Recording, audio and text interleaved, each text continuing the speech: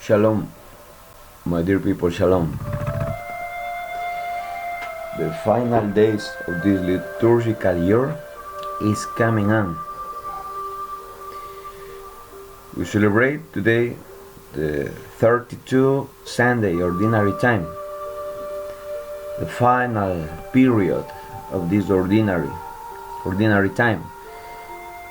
And today it is question of eschatology, the speaking about the final period in the life of this world, in our human lives. Eschatology, scaton in Greek. It's question of theophany, the manifestation of God, of the Holy One of Israel into his disciples. In the Old Testament, we used to listen how Moses spoke with God himself, with Yahweh. Okay. The liturgy, the Word of God presents to us this day the martyrdom of the 7 brothers in the Old Testament, the second book of Maccabees. Even in the Gospel, we have the history of this encountering, of this meeting between Jesus Christ and some Sadducees, some believers of the party of Sadducees. You know that Sadducees don't believe in resurrection of the body, don't believe in angels and spirits. They used to read only the Pentateuch, the 5 books in the Old Testament: Genesis, Exodus, Numbers, Deuteronomy. The members of this party used to read only these documents in the Old Testament. The Pentateuch, in the tradition, the name is the Pentateuch. So, okay, I would like to make a little commentary linked with the Gospel and with the second reading of St. Paul to the members of the community of Thessalonica. In the first reading, it is said concerning the martyrdom of the 7 brothers and their mother. It also happened that 7 brothers were arrested with their mother. In the context of the kingdom of Antiochus Epiphanes, the king Antiochus Epiphanes tried to force this mother and her children, tried to force them to taste some pork, which the law forbids. Tasting some pork, eating pork, which the law forbids this attitude, by torturing them with whips and scourges. They are tortured, this mother and her children. One of them, acting as a spokesman for the others, said, the replying of one of them, the spokesman, "What are you trying to find out from us?" He is telling this to the king, Antiochus Epiphanes. "We are prepared to die rather than break the laws of our ancestors." Eating pork is something forbidden. Is something forbidden by the law. In fact, King Antiochus is trying to force them to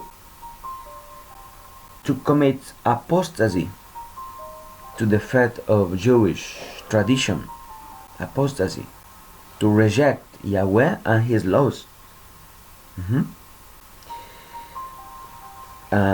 Because he tried to get himself as being the only God. So by rejecting the tradition of the elders of Jews, they accept that there is no one God who made heaven and earth, that the God, the living God, is this emperor, this king Antiochus Epiphanes. Okay, if we continue this reading, with his last breath he exclaimed. The reading is speaking about the second brother. The second brother. With his last breath, the second brother exclaimed, "Cruel brute, you may discharge us from this present life, but the King of the world will raise us up, since we die for his laws, to live again forever." The testimony of resurrection in the Old Testament is here. The testimony of resurrection is here in this reading in the Old Testament. You know that what is the problem between Sadducees, Pharisees, and scribes? Sadducees believe only in the Torah, the law. They understand faithful life as being good, as having a good life here on earth. There is no other life after physical death for them, for Sadducees. That is why they are trying to force Jesus Christ to say something against this believing, and there to make opposition between Pharisees and him. In the other hand, scribes and Pharisees, they believe. They read the Torah, but they read even wisdom scriptures and prophets. They believe in the resurrection, angels, and the life after this physical death. The testimony of the resurrection of the faithful, they believe in that. Sadducees, scribes and Pharisees. When Paul of Tarsus will be condemned, will be judged by the authorities, Roman authorities, he will use this argument. They believe because Paul is a member of the party of Pharisees. Paul is a Pharisee, born in Tarsus, in Damascus. Okay, this argument will be used by Paul in the moment of being condemned, judged by the authorities, and there he will use this testimony, his believing and his origin, in order to go directly to Rome, not to be judged in that place. No, because of my believing of resurrection, angels, and life after human death, flesh death, they are putting me under question, he will say. Okay, you know that in the Old Testament there were three mortal sins. There were three sins through which the member of the community had been excommunicated, separate from the community. There are three mortal sins: adultery, apostasy, and murder. Adultery, apostasy, and murder. If you remember, Peter, Cephas, Peter is an apostate. Peter is the first apostate in the history of the church. Remember when the people come to him and say, "You were of this man. We used to gather with this man, with Jesus of Nazareth." Peter said, "No, me, no, it's not me. Please, leave me." A little girl came and said to the people, "This man was one of them." Peter, "No, what are you saying? Are you mad? It's not me," denying Jesus Christ. And Peter had said that, "I will die with you. I will go where you will go. I will walk together forever with you. I will defend you." No. I don't know him. I don't know this man. It's not me. By 3 times Peter had denied Jesus Christ. He has apostatized to faith.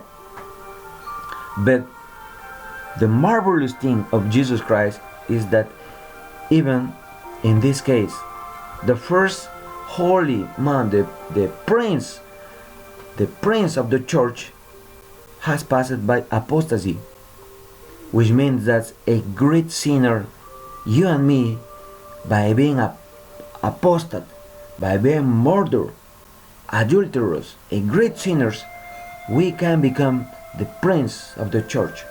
We can become holy. We can enter into a new dimension. The first apostate person in the church is Peter. Peter, who will be, by the history, the prince of the apostles. Okay, that is the grace of God. But I am very touched by the replaying of these children in the second book of the Maccabees, when they are being tortured. Some of them said, for example, "Heaven gave me these limbs." The third, in the torture of the third human, "For the sake of his laws, I have no concern for them. From him I hope to receive them again." Another human, "Ours is the better choice to meet death at men's hands, yet relying on God's promise that we shall be raised up by him. Whereas for you there can be no resurrection to new life." Imagine this faith, this conviction, this believing in the resurrection of the body. They accept that mortal death, not only mortal death, they accept being tortured for the cause of the law, for the cause of Yahweh. This is the faith on earth, that this life is just passing, my dear people, my dear brothers. This earthly life is just the first part of our existence. There is a big part, the second part, and heavenly existence for you and me. The essence of our presence in this earth, just for some years in this earth. Just for some years we have a mission. You in celibacy, you in the ministry, in consecrated life, you as being widow, alone, or maybe you as being a member of a family, as being married, you with your husband, with your wife, just for a little time. The Catechism of the Holy Church teaches that they are together, husband and wife, till death, till physical death, in heaven. There will be no more priests, no more husband, no more wife, because we shall be like angels. There will be no more need of procreation, no, because in heaven there will be no more husband and wife, no more priests, no more religious, because the Lamb will be there at the center of them in the holy assembly. There will be no more death, no more sea, the waters of the sea, whose meaning is death, physical death. No, there will be no more night, because only they, the Lamb, Jesus Christ, resurrected, will be around them. He will be the sun which illuminates everybody in heaven.